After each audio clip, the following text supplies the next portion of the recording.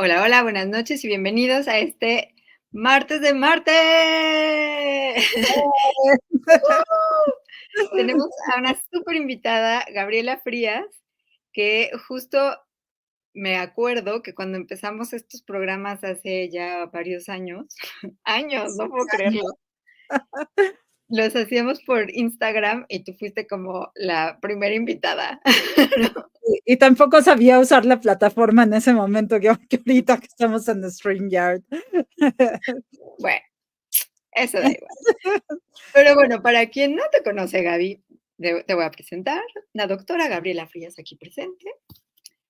Estudió matemáticas, lengua y literatura inglesas modernas y comunicación de la ciencia. Es doctora en filosofía de la ciencia por la Universidad Nacional Autónoma de México y del 2008 al 2020 se desempeñó como comunicadora de la ciencia en el Instituto de Ciencias Nucleares de la UNAM, cosa que hablaremos porque conoció a Rafael Navarro, ahora una montaña en Marte, un cerrito marciano, ¿no? Y hablaremos de eso. Claro, Eh, claro. Actualmente es investigadora dentro del Programa Universitario de Derechos Humanos de la Coordinación de Humanidades de la misma institución. Ha publicado alrededor de 100 artículos de comunicación de la ciencia, varios artículos indexados y capítulos en libros académicos. En el 2022, creo que me faltan 20 años por ahí, publicó el libro de divulgación de las matemáticas titulado Sofía en el País del Infinito, que ese también, qué belleza. Y aparte te ha ido súper bien con ese libro, ¿no? Me ha ido muy bien, por suerte, a la gente le ha gustado mucho, porque fíjate que sí, de pronto hay un vacío de libros de ciencia para niños, especialmente para niñas, ¿eh? En este caso, el personaje principal es una niña con su gatita, pero Ajá. muchos papás se me han acercado y me han dicho: "Qué buena onda que escribes sobre estas cosas para niños", porque, pues, les llegan los cuentos de hadas con estereotipos de género, cosas de estas. Entonces, pues, a los papás nos gustan otras cosas y, pues, justo yo lo hice pensando en mi hija de 7 años que anda por acá. Eh, bueno, sí, continúo con, Adelante. asimismo, ha impartido más de 100 pláticas, tanto en foros nacionales como internacionales, y ha sido curadora de varios festivales de arte y ciencia, entre los que destacan La Danza de las Neuronas, dentro del Festival Internacional Cervantino, el Aleph, Las Fronteras de la Física, y Ciencia Ficción Ciencia. Entre sus reconocimientos se pueden mencionar el primer lugar del primer concurso de divulgación de la ciencia del CONACYT, en la categoría de medios escritos y el reconocimiento Sor Juana Inés de la Cruz que otorga la UNAM a sus académicos distinguidos. Sus líneas de investigación son ciencia, tecnología y derechos humanos, estudios de género, estudios interdisciplinarios de ciencia, literatura y arte, la educación STEAM, que qué bueno que tiene una A porque el arte es importante, Exacto, exacto. y los medios digitales, y es miembro del Sistema Nacional de Investigadores. Entonces, bueno, Gaby, con esta mega semblanza y todas estas cosas que has hecho, eh, pues sobre todo creo que tocaste un punto súper importante que es cómo divulgar la ciencia de manera que le llegue a todo mundo, ¿no? O sea, que no se quede solamente pues en un pequeño grupo o en hijos de científicos, ¿no? Básicamente. Que sí, eso pasa también, ¿no? Mucho le llega a los niños. No, fíjate que, bueno, primero que nada, muchas gracias por la invitación. Siempre es un placer platicar contigo. Le mando muchos saludos a la gente que nos está viendo, a mis amigos, a mis alumnos, bueno, a todas las personas que nos acompañan. Me quiero disculpar porque casi no hay luz. Necesito unas esas luces de TikToker, como le estábamos hablando antes de empezar, pero ahorita parezco, fantasma marciano. Pero bueno, ¿cómo divulgar la ciencia para que le llegue a mucha gente? Pues la ciencia es un derecho humano. Entonces, ahora en los últimos años he estado investigando, sobre todo con un grupo de alumnos, de estudiantes de posgrado, el modo en que podemos crear estrategias para que la ciencia le llegue a todas las personas. Y todas las personas son de verdad todas las personas. Estamos trabajando con comunidades vulneradas y vulnerables, por ejemplo, gente de comunidades rurales, migrantes, incluso gente con adicciones fuertes a los opioides, que muchas veces viven en situación de calle y que no tienen acceso a la información científica para cuidar de su salud, para cuidar de tomar decisiones sobre su vida, su entorno, ¿no? Entonces, a mí me interesa un montón esto porque la ciencia, pues aparte de ser un conocimiento absolutamente fascinante, yo siempre he estado enloquecida por la ciencia, me encanta, pero también es algo que nos puede cambiar la vida, ¿no? Que un conocimiento científico puede hacer la diferencia entre que nuestras prácticas nos ayuden a vivir mejor o a adaptarnos mejor a ciertas circunstancias, ¿no? Entonces, ahora estoy trabajando en eso y he tenido la oportunidad en el Programa Universitario de Derechos Humanos de aprender un montón sobre muchos grupos culturales y pues bueno, ahora estoy diversificando pues mis intereses, que bueno, antes eran básicamente la divulgación de la ciencia, ahora es la divulgación de la ciencia y los estudios sobre ciencia, pero con un enfoque de derechos humanos, ¿no? Que creo que es interesantísimo esta parte de cómo llegas a esos públicos y que no sientan que la ciencia no es para ellos, ¿no? O sea, o ellas, ellas. O sea, ¿cómo le haces para verdaderamente que el lenguaje en el que les estás hablando pueda ser un lenguaje en el que se sientan que forman parte, ¿no? Claro, y ahí el punto, pues, es aprender sobre las comunidades con las que estamos trabajando, aprender sobre sus rituales, sus costumbres, incluso como una de mis alumnas, Katia, está trabajando los significados de las palabras aunque hablen, español, pues, a veces las palabras tienen un significado diferente para cada grupo cultural o, el modo en que se relacionan los miembros de una comunidad. Hacemos muchos trabajos antropológicos, etnográficos, para estudiar a las comunidades.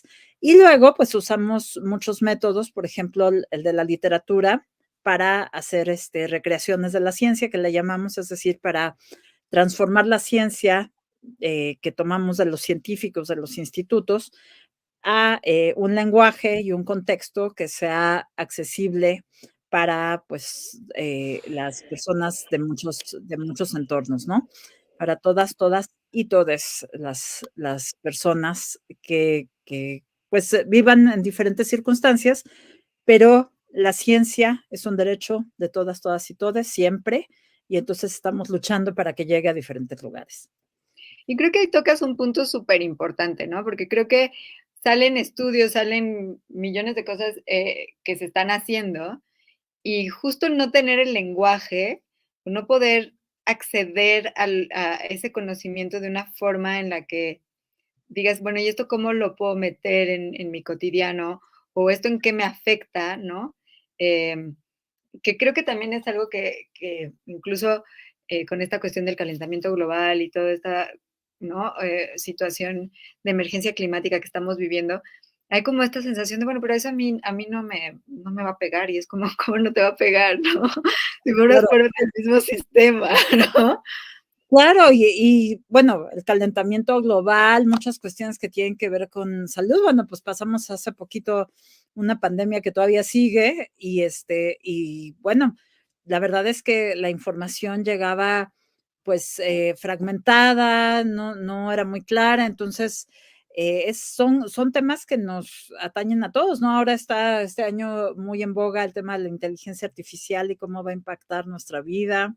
Y bueno, pues también de lo que creo que platicaremos en un ratito, pues toda la exploración espacial, ¿no? Del siglo XXI, que también es muy emocionante, interesante, y pues que también tenemos que discutir, porque son cosas que en realidad nos afectan a todas y todos de miles de maneras. Ujú. Y sí, muchas veces la gente dice: "Ay, pero la ciencia no tiene nada que ver conmigo". Pues, ¿cómo no? Estamos en una computadora, tenemos celulares, dependemos muchas veces para estar bien de las, medicinas que han sido desarrolladas con la ciencia y un largo, etcétera, etcétera. Sí, y creo que justo lo que dices, ¿no? O sea, esta parte de la exploración espacial, que justo me parece chistoso porque siempre me preguntan, pero ¿no es mejor en vez de dedicar todo ese varo a que se vayan a planetas donde no hay nada, hacer algo con este planeta? Porque, y es como, claro, lo mejor sería que en vez de que se dedicara todo ese varo a hacer armas, ¿verdad? Se dedicara a explorar, a hacer ciencia, ¿no? claro. Pues, mejorar yo soy nuestra. una firme defensora de la inversión en la investigación científica de cualquier tipo, ¿no? Nuestro país debería tener por lo menos el 1% del producto interno bruto dedicado a la ciencia, pero, pues, las inversiones son mucho menores, en algunos países, son mejores, muchos países han avanzado de manera impresionante. Pero sí, efectivamente, en lugar de tener presupuestos, para la guerra, debería, pues, realmente enfocarse, mucho de ese dinero en la ciencia, aunque debo decir que en la tecnociencia del siglo XXI, pues, lamentablemente, depende de cómo lo quiera ver uno, hay muchos intereses militares, ¿no? Hay veces que se habla de una interacción que debería ser positiva entre las Fuerzas Armadas y la ciencia, pero también es cierto que hay muchos intereses bélicos en la ciencia del siglo XXI, ¿no? Entonces, desde el proyecto Manhattan para acá. Y eso suena bastante controversial, porque dirían, bueno, pero ¿por qué estos financiamientos? Pues porque muchos de los avances modernos, pues han tenido que ver con inversiones, de gente que quiere, pues, tener ciertos territorios, ¿no?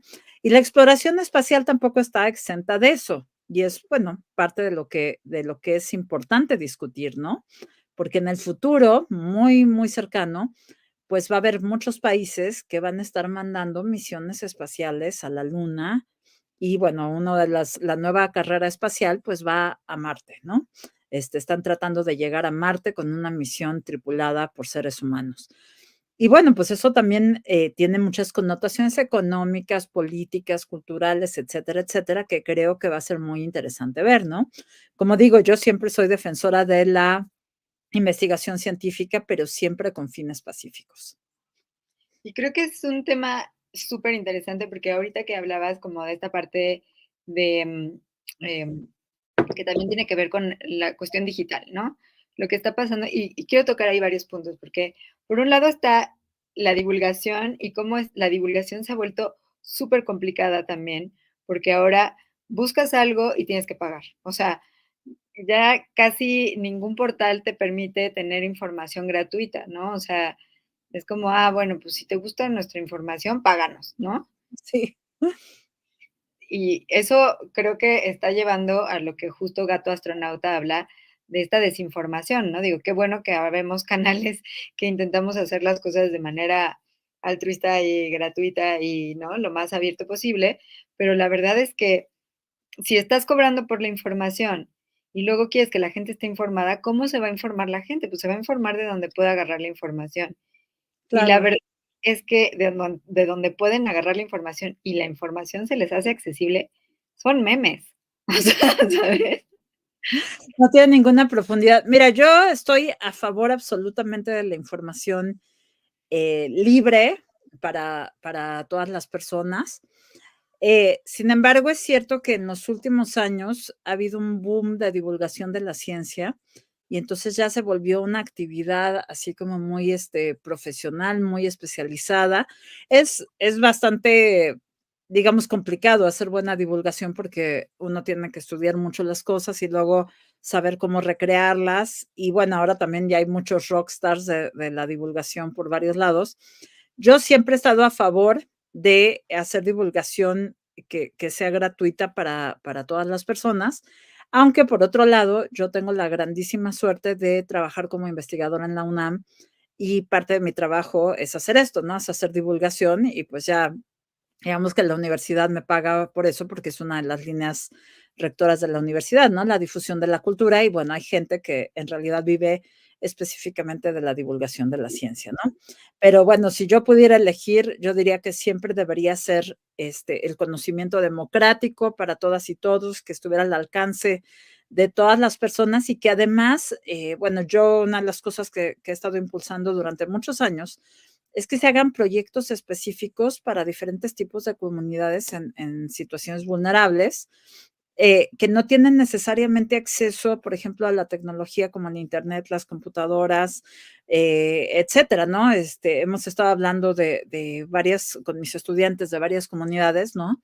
Y, por ejemplo, hemos hablado de cómo podrían acceder las personas de ciertas comunidades a videos, a ciertas plataformas, y se están planteando cosas como carritos que lleven información a diferentes comunidades, como centros comunitarios donde la gente pueda acceder, como proyecciones públicas de temas de ciencia o de divulgación de diferentes tipos, de la cultura también, ¿no? Porque nosotros hacemos cosas muy interdisciplinarias, ¿no? Astronomía, historia, sociología, antropología, arqueología, ¿no? Vamos combinando cuestiones interdisciplinares, tal vez en la proyección de la fiesta del pueblo, cosas así, ¿no? Pero pues ya se ha convertido todo un área muy interesante. A mí me encanta hacer divulgación, pero sí tenemos que cuidar que no se vuelva una cosa elitista solamente para unos cuantos que puedan acceder a los pagos y a las plataformas, ¿no? Sí, porque creo que ahí el problema de ese acceso solo está muriendo. No. ¿Estamos Telmex. bien? Manda Telmex. Ahí estás, ahí estás. Aquí estoy, se movió, pero Este, sí. Aquí. creo que creo que también es esta cuestión de lo que hablábamos, ¿no? Como del acceso, el entenderlo, el poder llegar a esas comunidades y el que de esas comunidades pueda permear a otras comunidades, ¿no? Y cómo luchar contra una cuestión que pues es muy sencilla, que es la desinformación, porque las personas que están en el bando de la desinformación, pues usan todos los canales y ahí sí todo es gratuito y va así, puf, ¿no? Entonces, sí creo que es muy frustrante, ¿no?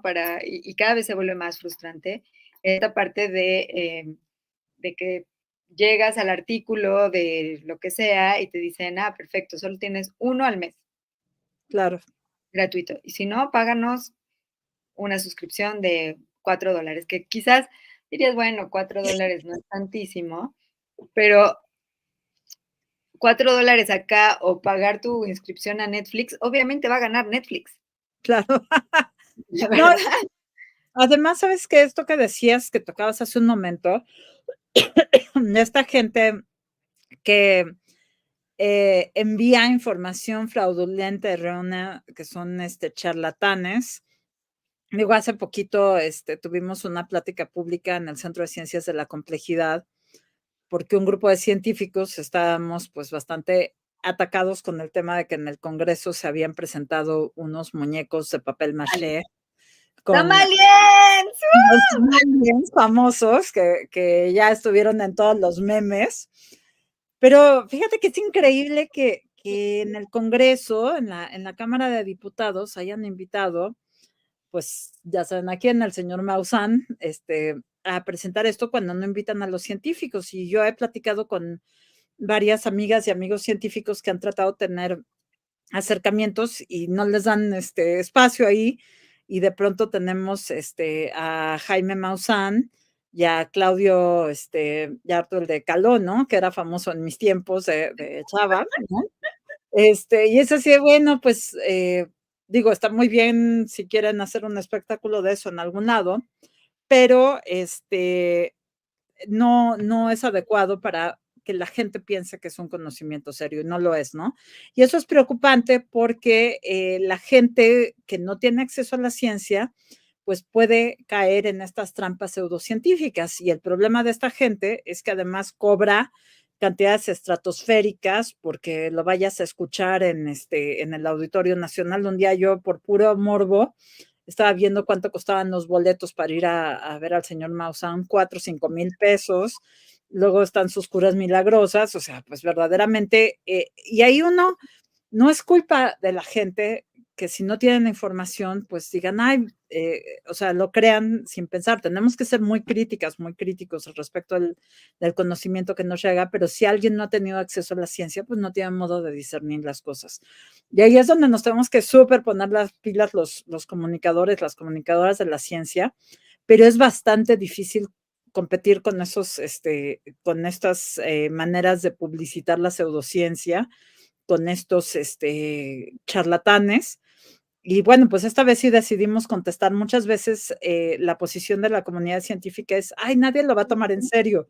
Y resulta que el señor llena estadios. Entonces, pues no podemos quedarnos callados. Y bueno, en ese sentido, pues tuvimos bastante visibilidad. Y bueno, esperemos que la gente nos haya visto y que no se crean. O sea, los tamaliens son la onda, pero no son de verdad, ¿no? No son aliens de verdad, son Pero tamaliens. está cañón, Gaby, o sea, la verdad es que sí está cañón porque, o sea, Maussan sí tiene todo un emporio, o sea, sí, sí le están ayudando muy mucho sus amigos reptilianos, o sea, la verdad, o Sí, él sea, es un millonario, ¿no? Dices, bueno, pues es que cómo es posible que que tenga tanto jale esto, ¿no? Pero así es, ni modo, y tenemos que, pues nosotros dar la versión de la ciencia, que además, fíjate que yo siempre he estado convencida que la ciencia es mucho más interesante que cualquiera de estas ficciones pseudocientíficas, ¿no? La verdad es que las cosas que a mí me ha tocado ver como comunicadora de la ciencia y especialmente el tiempo que estuve en el Instituto de Ciencias Nucleares como jefa de comunicación, pues me tocó ver algunos de los proyectos tecnocientíficos más importantes de nuestro tiempo, viajar a verlos, estar ahí, aprender sobre ellos. Y bueno, verdaderamente es fascinante, ¿no? Yo disfruto muchísimo hablar con todos mis amigos, mis colegas que hacen cosas de ciencia. Y bueno, yo creo que hablar de las cosas que verdaderamente estamos aprendiendo sobre nuestro universo es mucho más fascinante que los tamaliens, ¿no? bueno, los tamales Tienen onda, sí, es cierto. la verdad tienen onda, pero bueno, ya nos los comeremos el viernes, pero, Sí. pero justo quiero, ahondar un poco en este momento en esa época que estuviste en el Instituto de Ciencias Nucleares, porque justo fue un momento en donde también coincidiste con el marciano emérito de México, que Marciano fue Mayor. el marciano mayor que se nos murió de COVID, tristemente. Bueno, pues les cuento la historia. Yo llegué en 2008 al Instituto de Ciencias Nucleares y de hecho desde el principio fue interesantísimo porque iban a encender el gran colisionador de hadrones en ese momento. Querían que hiciéramos una rueda de prensa, y yo, pues soy matemática, no sabía, aprendí en el momento mucho sobre el colisionador de hadrones, no sabía tanto, miren, ella es mi hija Sofi, que Hola, vino de visita, Sofi. se está viendo mucha gente, me está viendo mucha gente. Bueno, continúa cenando, mi amor.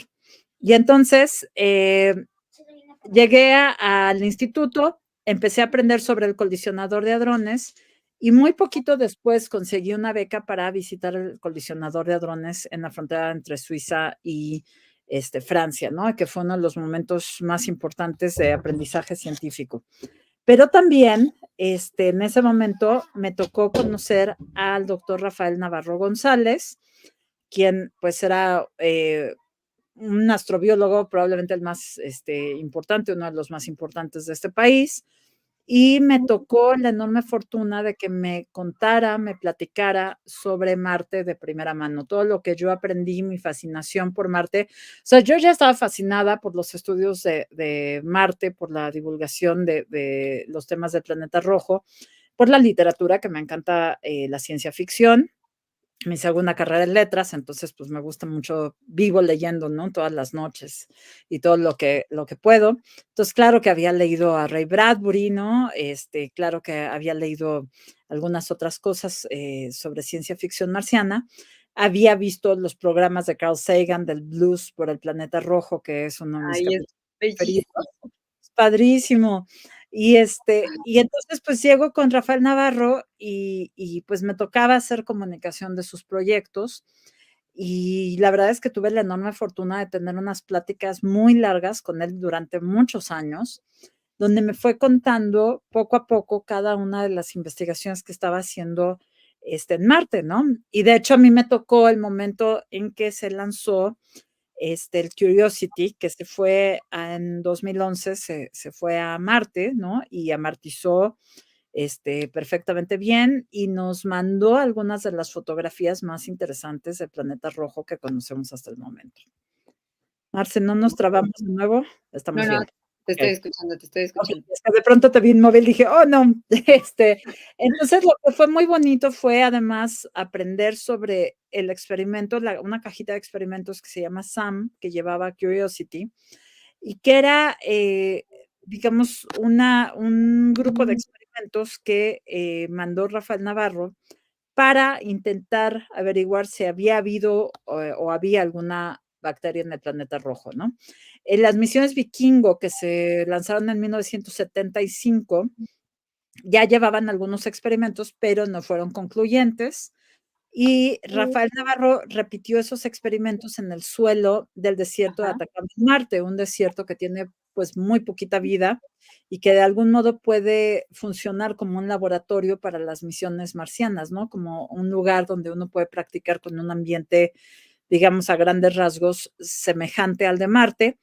Y pues él llegó a la conclusión de que esos experimentos no hubieran sido concluyentes, no serían concluyentes en Marte. Entonces él mandó nuevos experimentos, ¿no? En los experimentos que mandó, bueno, en el robot, desde luego, sacó unas fotos padrísimas, encontró algunos elementos interesantes en Marte, pero no se encontró ninguna evidencia de que hubiera bacterias en Marte, hubiera habido, ¿no? Desde luego eso tampoco es concluyente porque el robot tenía un taladro que podía, pues nada más taladrar un pedacito, ¿no? Estaba, de hecho, amortizó en el cráter Gale junto a la montaña Sharp y ahí cerca, pues justo cuando Rafael murió, sus colegas, entre ellos Chris McKay, que es un astrobiólogo súper famoso y súper cool, no, sí, a mí me parecía fantástico porque además él es uno de estos, científicos a los que les gusta hacer divulgación. A él le gusta estudiar extremófilos, ¿no? ajá, Bichitos, bacterias, que viven en ambientes extremos, ¿no? Entonces él ajá, sale en Discovery Channel, ¿no? Ahí, estoy con los aquí en tardígrados y todo eso, ¿o qué? pues, todo tipo de organismos. ¿Por qué les interesa esto a los astrobiólogos? Porque justo quieren encontrar, microorganismos que puedan sobrevivir en ambientes de mucho frío, mucho, calor, ambientes extremos en Extremos. otros planetas, ¿no? Entonces, Chris McKay, fue uno de las personas que lideró y que le pusieran el nombre de Rafael Navarro a una montaña en Marte, y eso es algo muy emocionante. Pero bueno, pues volviendo a lo que aprendí con Rafael, después, fue para allá el Perseverance y también, Rafael estaba involucrado en ExoMars. Y bueno, yo aprendí muchísimo, muchísimo de él. De hecho, lamenté muchísimo, muchísimo, su muerte en la pandemia, fue muy sorpresiva. Y bueno, yo he escrito, ahora a la distancia, dándome cuenta de la fortuna que tuve de aprender sobre este tema, ¿no?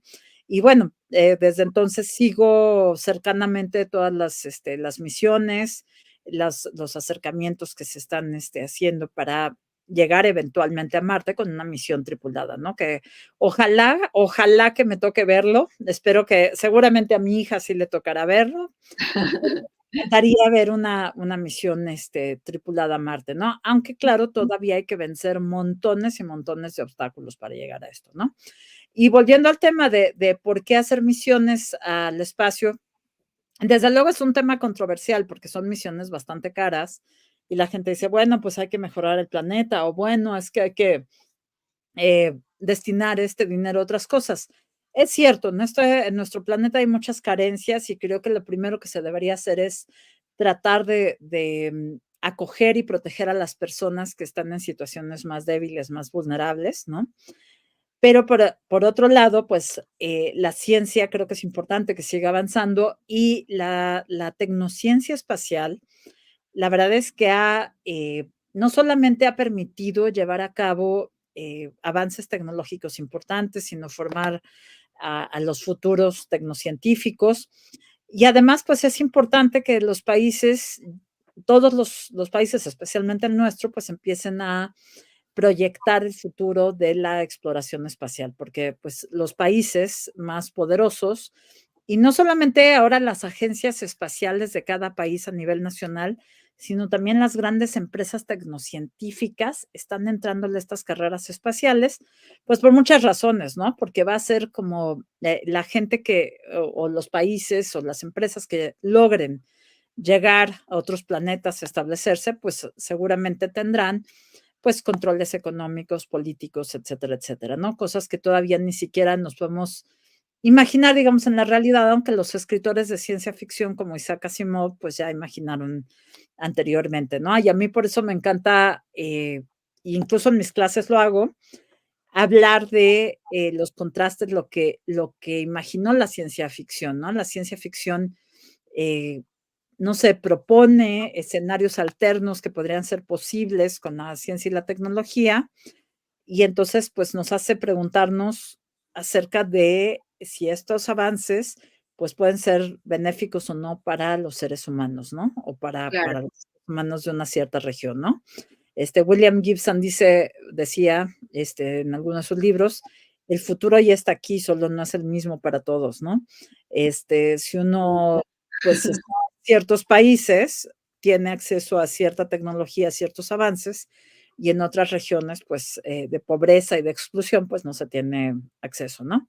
Pero bueno, a mí me parece que es importante que se hagan avances en la tecnociencia espacial, que se exploren otros mundos, y bueno, los avances que se hagan para llegar a estos otros, planetas, satélites, pues seguramente podrán aplicarse a muchas cuestiones en la Tierra, ¿no? Sí, creo que ahí, digo, tocaste 1000 temas que creo que son importantes. Pero, bueno, primero creo que, este futuro, que creo que es una gran frase, ¿no? Ese futuro que no es para todos y no va a ser el mismo para todos, ¿no? Y que creo que sí hay esta necesidad de que vayamos modelando ese futuro y no dejarlo a que los demás lo piensen por nosotros, ¿no? O sea, creo que es súper importante formar parte de él, y creo que se puede formar parte de él desde muchos lugares, ¿no? Em, Claro, y hay muchas maneras de, pues, estar no solamente participando en los o sea, creo que todos podemos participar en los avances tecnocientíficos, no solamente, pues, llevándolos a cabo como las personas que trabajan en esto, sino también estando enterados y participando en los debates sobre la pertinencia de la ciencia y la tecnología, ¿no? Y bueno, pues esto del futuro, pues ahora, también me tocó estar al principio de una misión que acaba en el pasado 8 de enero, despegó de México, que es la misión Colmena, que hace muy oh, a mí me tocó, de hecho, pues ver el principio de la misión Colmena. Estuve ahí en el momento en que se decidió que se iba a llamar Colmena hace ya varios años. Es una misión del doctor Gustavo Medina Tanco del Instituto de Ciencias Nucleares. Y también me ha tocado oírlo de primera mano, ¿no? Gustavo además es mi amigo, entonces de vez en cuando platico con él y estoy al tanto de la misión, ¿no? También. Y bueno, pues esto también es algo interesante porque por primera vez, pues bueno, ya Neri Vela había orbitado, ¿no? El astronauta mexicano había orbitado la Luna, pero esta vez están tratando de enviar unos pequeños robots a la superficie lunar para que se ensamblen y creen paneles solares y otras estructuras, ¿no? Y esto fíjate que es interesante, el planteamiento de Gustavo a mí me parece muy interesante porque, otra vez volviendo a la ciencia ficción, cuando pensamos en los robots de la ciencia ficción, tipo Asimov, me gusta la ciencia ficción clásica, también la más, está más, bien, está bien.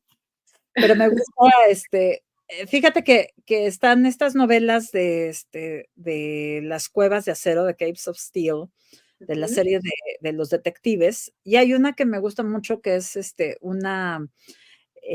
llama El Sol Desnudo, que es sobre un misterio de un planeta donde la gente pues ya no se ve, solamente se ven como en videoconferencia, ¿no? De hecho, eso fue algo que planteó Asimov mucho antes de que pudiéramos hacer estas cosas. Y entonces ya la gente no se toca, no se ve, tienen hijos como por inseminaciones artificiales y el planeta está poblado por robots que tienen las leyes de la robótica, ¿no? Y entonces un detective humano y un robot van a investigar un asesinato ahí en este planeta que se llama Solaria, me parece. Y entonces es uno de los mundos exteriores de Isaac Asimov. ¿Y por qué planteo esto? Porque El robot que va como detective es un robot que es como un ser humano, un hombre guapísimo, ¿no? Así como muy alto, muy fuerte, bronceado y todo. Y entonces es como la recreación del humano perfecto, súper inteligente, súper guapo, ¿no? Súper sofisticado. Y entonces eso es lo que nos imaginamos cuando pensamos en robots que van a ir a colonizar otros planetas. En Ujú. realidad, los robots que han ido a colonizar, por ejemplo, el planeta Marte, pues son estos rovers, que se parecen a Wall-E, ¿no? Que justo vi una película hace poco con mi hija, pues que sacan fotos, que tienen taladros, que llevan láser, que miden cosas, taladran, toman muestras, pero no son robots ni humanoides, ni tampoco tienen esta sofisticación en la que luego se habla de la ciencia ficción, que queremos robots casi, casi con conciencia, que mis amigos que hacen robots dicen que no hay modo, no ven en ningún momento que los robots pudieran tener conciencia, pero nos imaginamos esto, ¿no? El planteamiento de Gustavo Medina Tanco para los robots de Colmena en realidad es el planteamiento contrario. Quiere enviar o está enviando al espacio robots súper, súper, súper simples. Los robots más simples posibles, ¿no? Robots tontos. ¿Por qué tontos en el sentido? En este sentido, porque no son robots que pueden resolver problemas súper sofisticados. La tarea de estos robots es encontrarse, ensamblarse y juntos llevar a cabo una tarea. Esto es muy bonito porque está relacionado con las ideas de los sistemas complejos. Entonces, cuando hay en un sistema complejo, pues los individuos solos se comportan de una manera y juntos se comportan como un organismo más complejo, ¿no? Es un comportamiento emergente. En la naturaleza podemos ver estos sistemas complejos, por ejemplo, en las parvadas de aves que vemos en el cielo, que uno ve a los pajaritos individuales, pero luego se unen y hagan, es como si fuera un pájaro enorme, se mueven como en una danza muy impresionante. Lo mismo sucede con las hormigas, con las luciérnagas, que tienen comportamientos en donde se sincroniza su luz, en fin, hay muchos ejemplos en la naturaleza, ¿no? Y entonces estos robots están inspirados en estos estudios de sistemas complejos y entonces la idea es que juntos, o sea, separados, pues no pueden hacer gran cosa, pero juntos armen estructuras. Y bueno, en particular estos que iban a la luna hace poquito, que despegaron en un cohete, eh, hace muy poquito, pues la idea era que armaran un panel solar en la luna. Desafortunadamente, bueno, salieron en el cohete Vulcan Centauro del United Launch Alliance. Lo anoté aquí para que no se me olvidara. Y salieron de Cabo Cañaveral, bueno, el cohete salió de Cabo Cañaveral, Florida, y bueno, ya iba a llegar a la luna a bordo del módulo Peregrine, ¿no? Lamentablemente el cohete tuvo fallas, tuvo derrame de combustible y no lograron alunizar, ¿no? El cohete no alunizó y obviamente pues los robots no. ¿Qué pasó? Pues regresaron el cohete y se quemó entrando a la atmósfera de la Tierra, ¿no? Y ahí terminó esa misión. Ahora, hay varias cosas importantes de esto. Una, que este tipo de robots que Gustavo y otras personas quieren enviar a la luna tienen un propósito interesante porque cuando se hagan estaciones, cuando se hagan asentamientos humanos, que es lo que se espera en el futuro para la luna, pues se tendrán que construir estructuras, ¿no? Y no se puede mandar una casa entera probablemente en un cohete. A lo mejor en el futuro logran construir cohetes súper grandes y súper sofisticados que carguen muchas cosas, pero a lo mejor lo más útil es mandar componentes que se puedan ensamblar allá, ¿no? Y luego, por otro lado, pues también es un antecedente para las misiones que puedan ir a Marte, ¿no? Se está pensando que la Luna sea una especie de estación intermedia, eso me lo explicó Rafael Navarro, entre la Tierra y Marte, ¿no? Donde se pueda tomar combustible, donde puedan parar los astronautas, donde pueda haber un asentamiento previo, donde se puedan construir cosas, tomar materias primas, en fin, ¿no? Entonces, ahora se están planteando todas estas misiones a Marte, sobre todo la misión Artemisa, que se están mandando varias misiones a la Luna, pues como antecedentes para la llegada de los humanos a Marte, ¿no? Se espera que en 2030 se está proyectando mandar seres humanos a Marte, ¿no? Una misión tripulada. Claro que pues todavía falta ver si se logra construir estos cohetes tipo los que están haciendo SpaceX, Elon Musk, para llegar a Marte, ¿no? Tanto Elon Musk como la NASA, juntos y separados, han planteado este proyecto, ¿no? Un mi amigo Nayef Yeya, que es un escritor pues que habla de ciencia ficción, cuestiones tecnológicas, escribió un artículo muy bonito que se llama Elon Musk, el hombre que morirá en Marte, ¿no? Por esta idea Ajá. de Elon Musk que quisiera llegar a Marte, pero nadie sabe si las primeras misiones a Marte, o sea, las misiones tripuladas, pues podrán tener seres humanos que podrán ir y volver de Marte, ¿no? Es un viaje de 8 meses, es un viaje muy largo, complicado, hay que resolver cuestiones como comida, cómo que sobreviven a la radiación, cómo incluso la convivencia de unos seres humanos, de varios seres humanos en un espacio muy reducido, ¿no?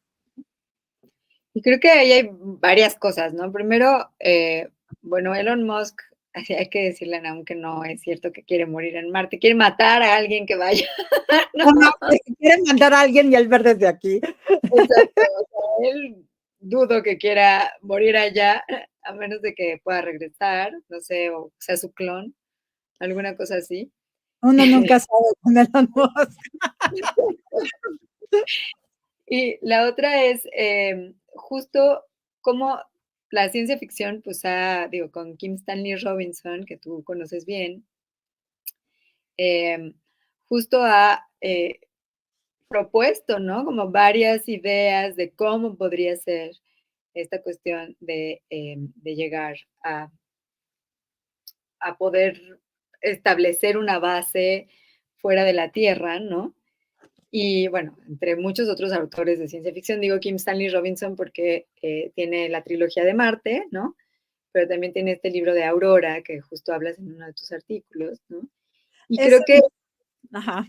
yo sé, y creo que un poco como también la misión Colmena con esta idea de cómo mandas algo que pueda construir, ¿no? O sea, como es bella la idea de generar equipo, ¿no? Dentro de los mismos robots para que puedan hacer tareas y que pues al final se van a necesitar, o sea, porque mandar humanos pues es muy riesgoso, ¿no?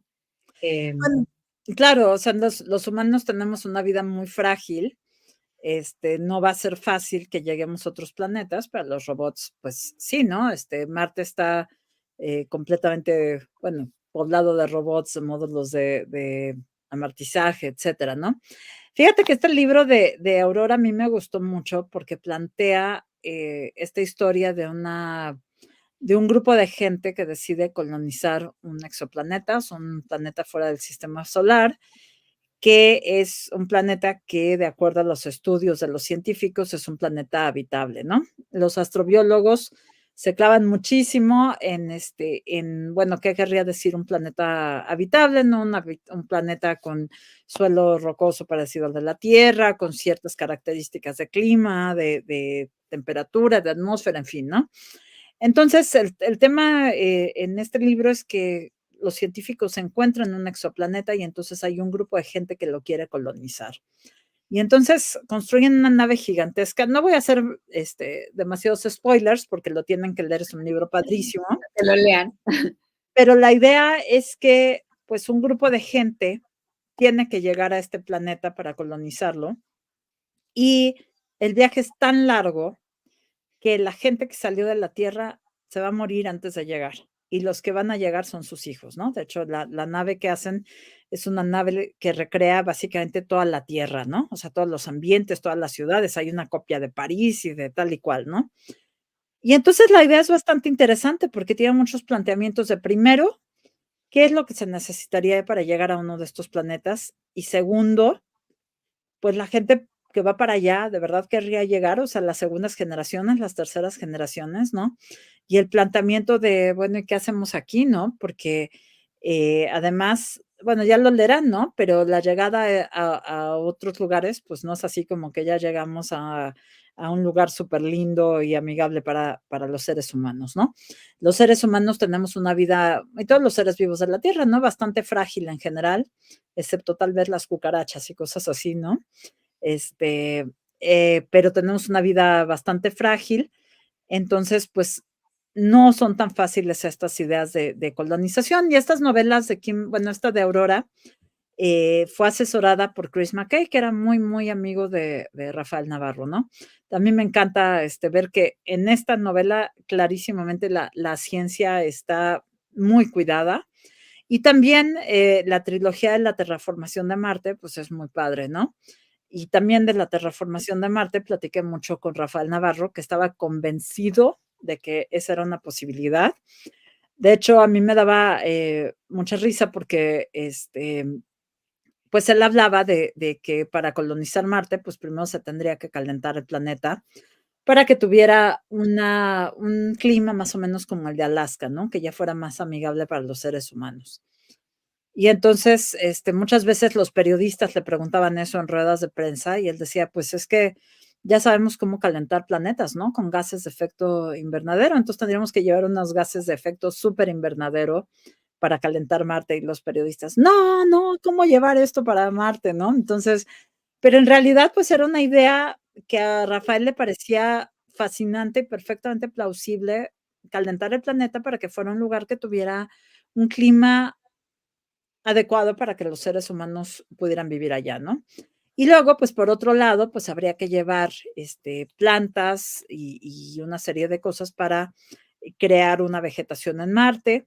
Y entonces él estaba clavadísimo estudiando los pinos marcianos, digo, los pinos, perdón, del pico de Orizaba, que Pero ya serían, son marcianos.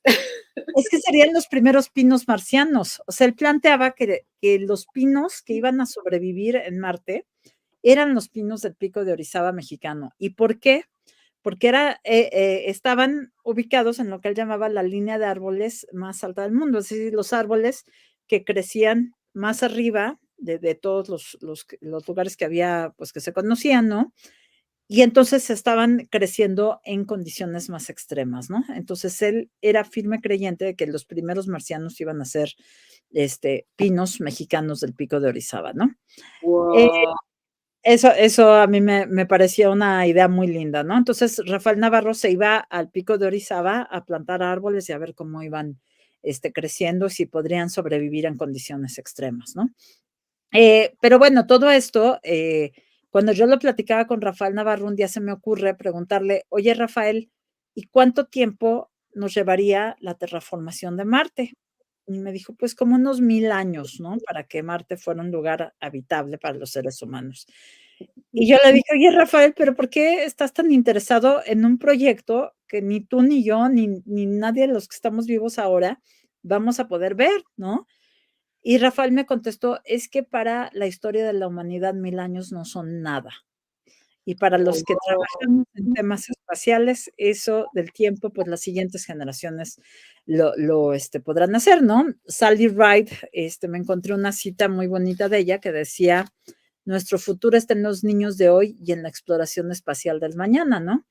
Y esto es, pues, un poco la misma filosofía que tenía gente como Carl Sagan, como el mismo Isaac Asimov, como Bradbury más bien se planteaba otras cosas, ¿no? Bradbury no estaba tan clavado en si era posible o no y cómo era Marte realmente, sino para Bradbury, la ciencia ficción, pues, mostraba las fallas y los vicios de las sociedades de su época y las, digamos, las trasladaba a Marte, ¿no? Pero otros pensadores sí han estado muy, muy interesados en soñar con la exploración de otros mundos y desde luego es absolutamente fascinante para todos, ¿no? Pero todavía yo creo que nos falta resolver como grupo humano muchas cosas, ¿no? Y bueno, aquí también de mis estudios de género, a mí siempre me interesa pues hablar de que ahora, digamos, ya han llegado varios astronautas a la Luna, ¿no? Estaba leyendo que ya han llegado 12 astronautas a la Luna y todos han sido hombres. La mayor parte de la exploración espacial, lamentablemente yo diría, ha sido comandada por personas del género masculino. O sea, no está mal que vayan, pero también creo que debería haber mujeres que además se supone que las mujeres resistimos mejor las condiciones extremas del espacio, ¿no?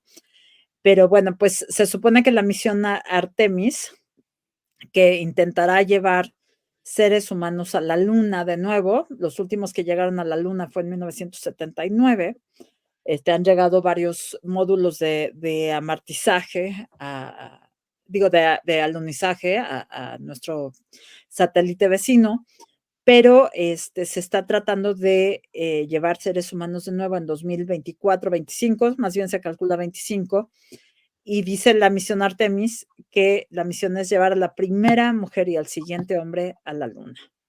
Entonces, Sí. bueno, si se logra por ahí, pero bueno, pues yo creo que va a ser fascinante en los siguientes años ver hacia dónde va la exploración espacial. Oye, Gaby, ¿no has visto For All Mankind?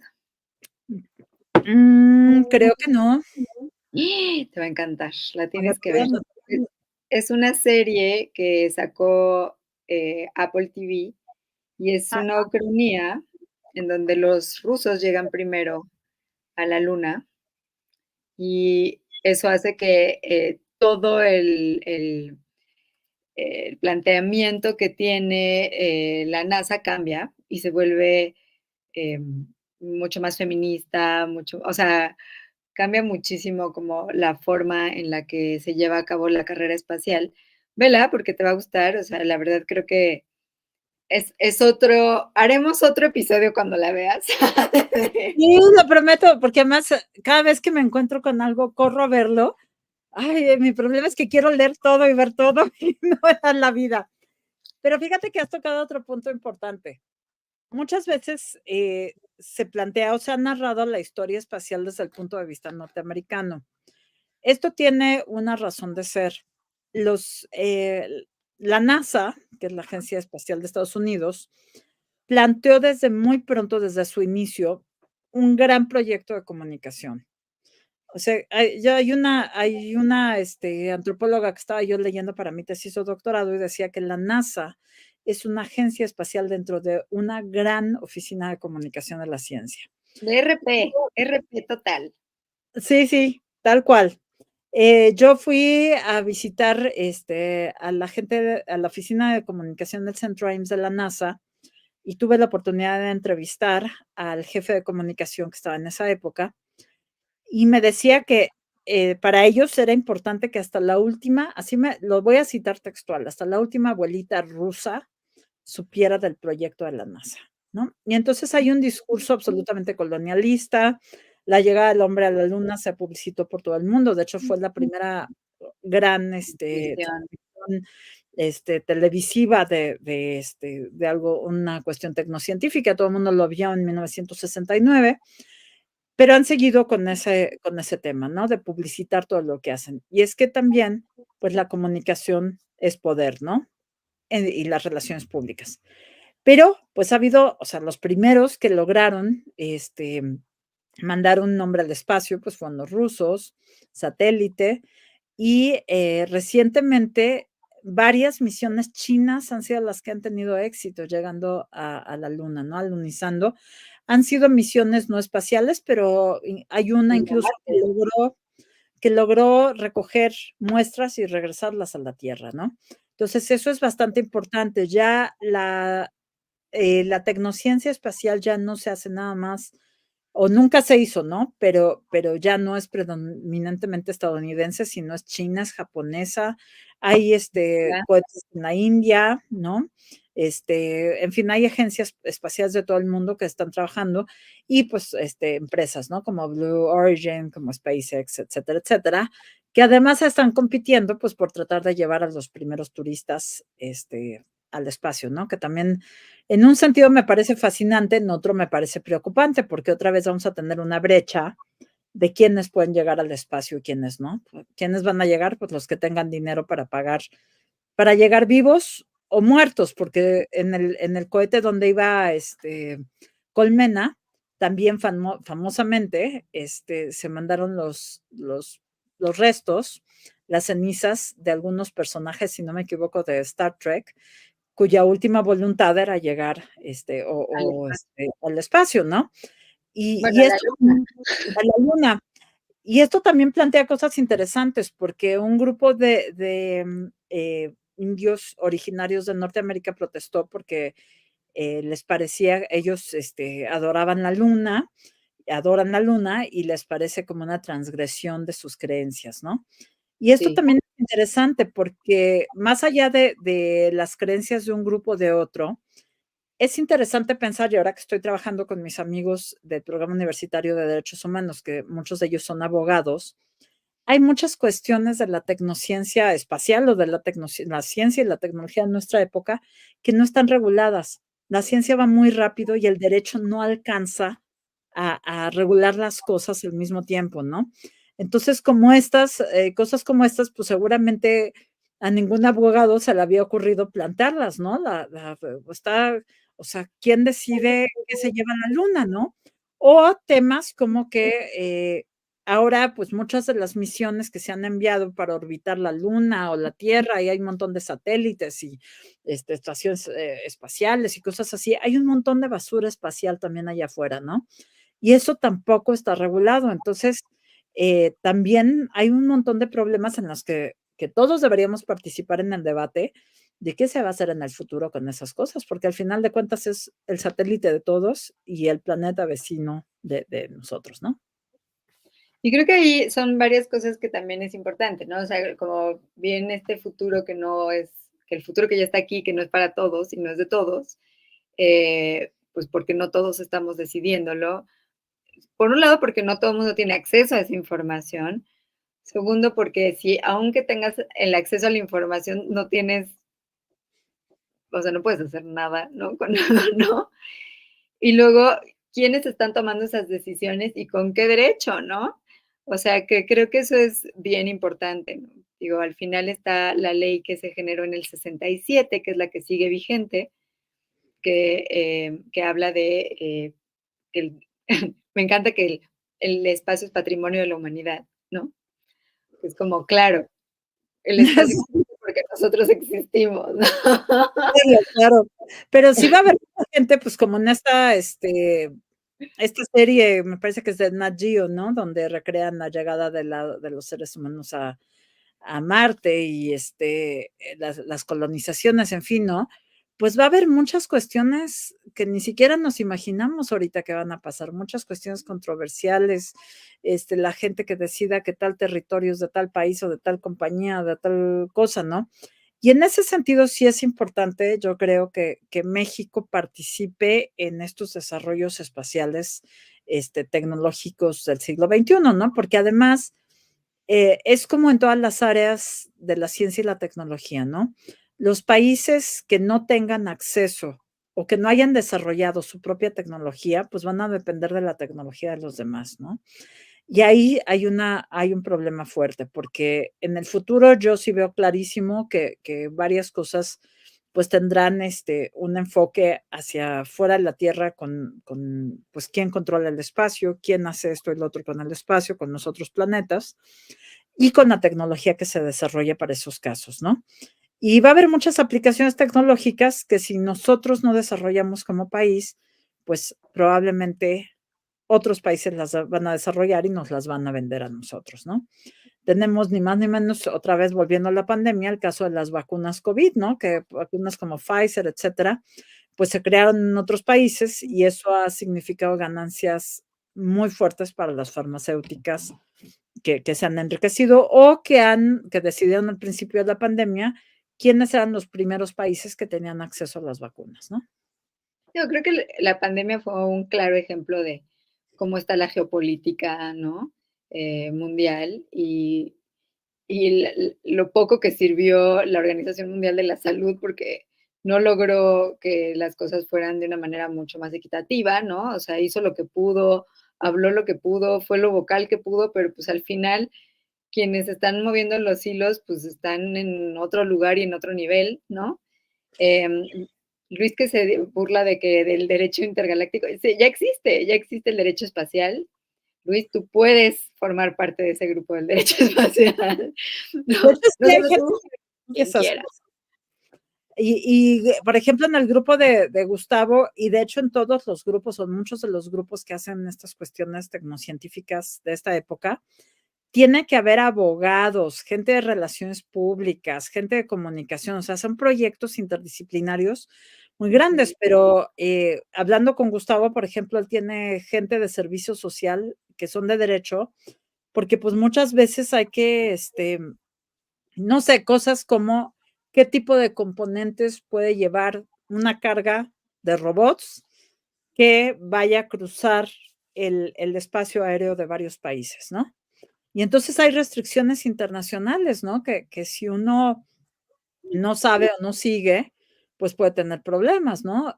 A veces, por Ajá, ejemplo, Gustavo lanzó algunos globos estratosféricos para hacer repercusión pruebas grande. de ¿Mandé? Si son unos globos muy grandes, lanzamos uno desde el techo Ya se está así como, sí, del centro de conferencias de, ¿cómo se llama? Ahorita se me fue, donde se hace la FIL de Guadalajara. En la azotea lanzamos un globo estratosférico una vez, porque pues decidimos que íbamos a hacer algo así en la FIL.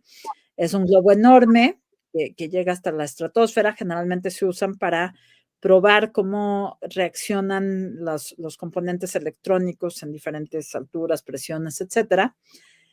Y fíjense cosas como esta, si uno lanza un globo así porque se le ocurrió, tiene que pedir un chorro de permisos y durante, no sé, no me acuerdo, pero supongan que media hora, una hora, tuvieron que parar todos los despegues de aviones del aeropuerto de Guadalajara, ¿no?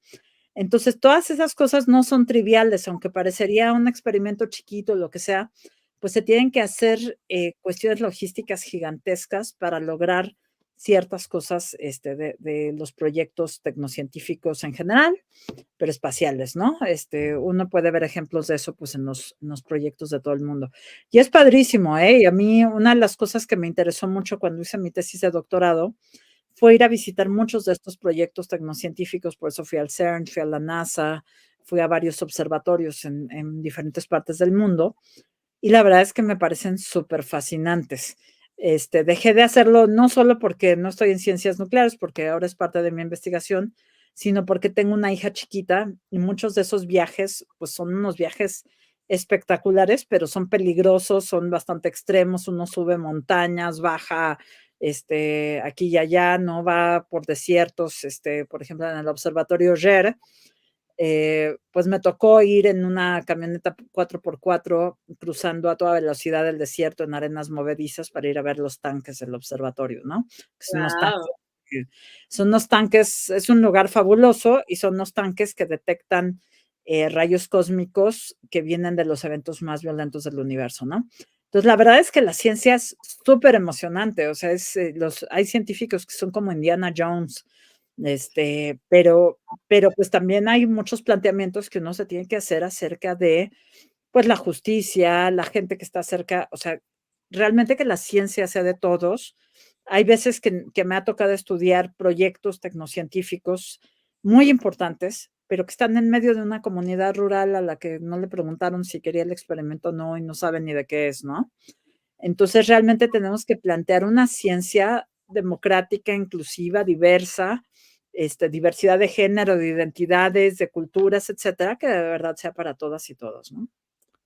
yo creo que con esto vamos a cerrarle porque si no Ya nos nos podemos quedar otra hora, y ya nos conocemos, Gaby. Más bien, eres bienvenida a que volvamos a hacer otro programa, ¿no? Pero me gusta mucho esta idea de que la ciencia es para todos, ¿no?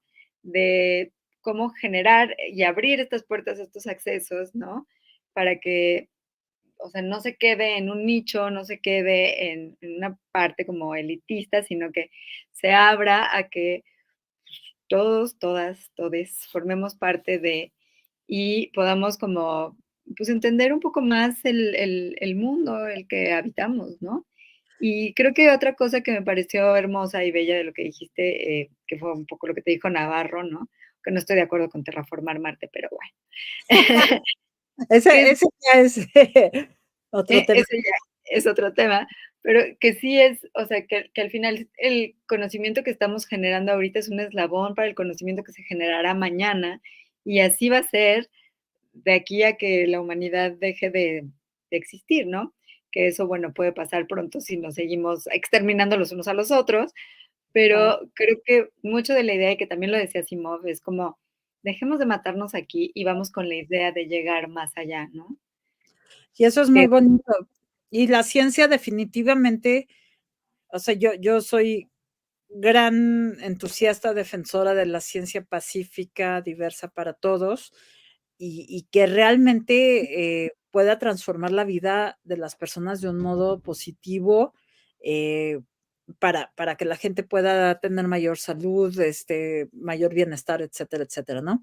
Pero se necesita muchísima chamba y yo, si mis alumnos me están oyendo, eso es parte de la chamba de los estudiantes de ahora, de las y los divulgadores de la ciencia, la gente que está haciendo proyectos como el tuyo, Marce, de comunicar todos estos temas que me parecen importantísimos. Y bueno, pues yo prometo ver la serie y bueno, tengo ya varias cosas en la lista de cosas que tengo que leer y estudiar. De hecho, estoy escribiendo un libro que yo espero terminar pronto de estos juegos de ciencia ficción y ciencia que me encantan. Entonces ya luego les contaré de qué va el tema. Pero uy, eso está buenísimo. Y justo aquí Miguel nos está preguntando, la ciencia ficción, al menos en definición, que la definición que más le gusta a él, se construye en los límites del conocimiento científico, es decir, justo ahí en donde se acaba lo que sabemos con certeza y empezamos a especular. En el caso de Marte, ¿cuáles serían algunos de estos sitios límite en los que estaríamos con un pie en la evidencia y otro en la especulación?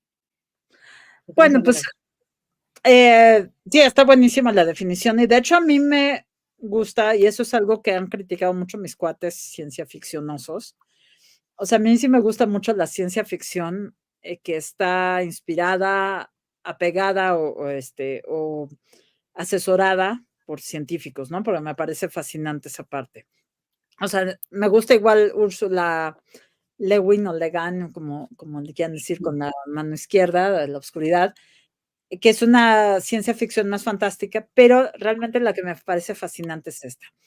Pues, por ejemplo, pensamos en El Marciano, ¿no? De Andy Weir, que está, también hay una película, que es con Matt Damon, que a mí me parece bastante interesante. Pues es que estamos especulando acerca, y sabemos mucho, o sea, como especie, digamos, los científicos han estudiado mucho a Marte cada vez más con los rovers, pero la verdad es que no sabemos muy bien qué va a pasar. O sea, ¿qué va a pasar en el sentido de, en esta novela, pues es una especie de Robinson Crusoe moderno que llega a Marte y tiene que usar todos se queda solo en Marte, ¿no? Hay una tormenta que de hecho Navarro decía, esa tormenta no podría ser posible en Marte, para empezar por ahí, ¿no? Pero bueno, era el tema dramático, ¿no? En el que se tiene que ir la tripulación y se queda un astronauta solo. Y entonces, pues como un Robinson moderno, tiene que crear, tiene que cultivar su comida, tiene que hacer que el agua y el oxígeno le duren, etcétera, etcétera, ¿no? Hay muchas cosas que no sabemos que van a pasar. Una cosa en la que se ha especulado mucho es, bueno, ¿qué va a pasar con un grupo pequeño de gente reunido ahí que no tenga manera de tener más medicinas o tener recargas de alimentos, en fin, ¿no? Hay muchas cosas que todavía no sabemos y no sabemos si podremos lograr que haya, o sea, que realmente haya una colonización de Marte, ¿no? Eh, todo lo que va a pasar con los cohetes, etcétera, etcétera, ¿no? Entonces, mucho de eso, aunque tenemos mucha información, todavía es especulación, ¿no? Pero todavía, además, la especulación va más allá, ¿no? Porque entonces, pues la gente, los escritores de ciencia ficción, pues han imaginado no solamente llegar a Marte, que está aquí a la vuelta de la esquina, o a la Luna, que es nuestro satélite que está aquí de volada, ¿no? Sino realmente a lugares fuera del sistema solar, ¿no? Y eso, pues, es absolutamente una cuestión de especulación, y hay gente que dice que jamás podríamos llegar a esos lugares, ¿no? Se han planteado, cuestiones que son intersecciones entre la ciencia y la ciencia ficción, como el Warp Drive, ¿no? De Miguel Alcubierre, que decía que se podría curvar el espacio-tiempo para que una nave viajara de un lugar a otro, ¿no? Como en Star Trek, que eso se ha usado también mucho en la ciencia ficción, que tiene un fundamento científico real, pero pues en términos prácticos, pues no es muy fácil hacer esas cosas, ¿no? Entonces yo creo que eso es parte de lo que es interesante de la ciencia ficción, que nos lleve a estas fronteras, que nos haga cuestionarnos todas estas cosas. Y como decía Carl Sagan, hay un viaje eterno, digo, un baile eterno entre la ciencia y la ciencia ficción, donde la ciencia ficción inspira a las nuevas generaciones para hacer ciencia y la ciencia inspira a la nueva ciencia ficción, ¿no? Y a mí eso me parece súper fascinante y trato de mantenerme medio actualizada, aunque digo, recientemente fracaso terriblemente tratando de mantenerme actualizada en todos los temas que me interesan. Entonces, pues voy poco a poco entre que soy mamá investigadora y en las noches trato de ponerme al día con la literatura y los textos de feminismo, todas esas cosas, ¿no? Que sí, está complejo, no imposible, pero te necesitas 2 Gabrielas Frías O para tres. poder lograr. Y creo que también está esta serie que hicieron, que fue como una especie de docuficción, que se llamaba Mars, en Sí, National Geographic. es la de Nat Geo, ¿no? Que hay una especie Ajá. de, creo que incluso sale Elon Musk hablando de la Sale Elon Musk, sí, sale la Schiaparelli cuando la Schiaparelli se estrella en la superficie de Marte. Eh, y bueno, también, o sea, como que en la primera temporada juegan mucho con esta docuficción, la segunda temporada ya la hacen mucho más ficción, pero siguen sí. trayéndola como en, bueno, ¿cuáles serían las posibilidades de que pasara tal cosa, no? Eh, Y ahí y claramente hay un, sí, sí, sí, adelante, adelante. no, Ujú. igual y lo mismo, ¿no? O sea, especulando en que es un poco lo que pasa en For All Mankind, ¿qué pasaría? ¿Quiénes serían los actores que estarían jugando en este sector? O sea, son las naciones, pero también son las compañías privadas, y entonces, ¿cómo podría ser esta relación, no? O sea, es ciencia ficción que no solo está orientada a la ciencia, sino también a la forma en la que, pues, nos llevamos como humanos, ¿no? Y a la geopolítica y a, la economía, ¿no? Y todos estos factores que, pues, influyen a la ciencia, ¿no? Sí, eso es una parte que a mí me parece fascinante. Fíjate que cuando yo era estudiante en la Facultad de Ciencias hace muchos años de matemáticas, nos enseñaban las matemáticas, digo, era fascinante aprenderlas, pero nos decían el teorema de Galois o el teorema de Noether o el lema de no sé quién, y jamás nos contaban quién había sido Galois, quién había sido Noether o quién era no sé quién, ¿no? Entonces, una de las razones por las que yo empecé a escribir era porque quería averiguar quiénes eran estos personajes. Y nos enseñaban una ciencia que parecía que quién sabe cómo, o sea, sobre todo la gente que tiene esta idea platónica de las matemáticas, que son independientes de las personas, ¿no? Entonces era como estas matemáticas que llevaban el nombre de alguien que quién sabe cómo había llegado a eso casi como por arte de magia, ¿no? O de serendipia o de genialidad, ¿no? Y la ciencia en realidad es una cosa que depende fuertemente del momento histórico, de los intereses políticos, económicos, culturales, sociales, que está relacionada con el arte, con la música, porque todo eso es parte de lo que nos hace humanos y nos inspira para hacer cualquier cosa. Lo mismo una pintura y una pieza musical que un tema de la ciencia, ¿no? Entonces, a mí me pareció interesante esa serie y hasta da un poco de miedo todas las implicaciones que podría haber, por ejemplo, de las pugnas económicas por controlar tal y cual cosa o las cuestiones políticas que todavía no sabemos ni a dónde van a ir y que desde luego van a pasar, ¿no? No sabemos si como en esa ficción, pero desde luego va a haber nuevas organizaciones sociales, nuevas leyes y pugnas por el control de otros planetas, ¿no? Porque eso es parte de lo que somos como seres humanos. Y entonces ahí habrá que ver si logramos hacer las cosas de un modo más amable que lo que los hemos hecho en este planeta, ¿no?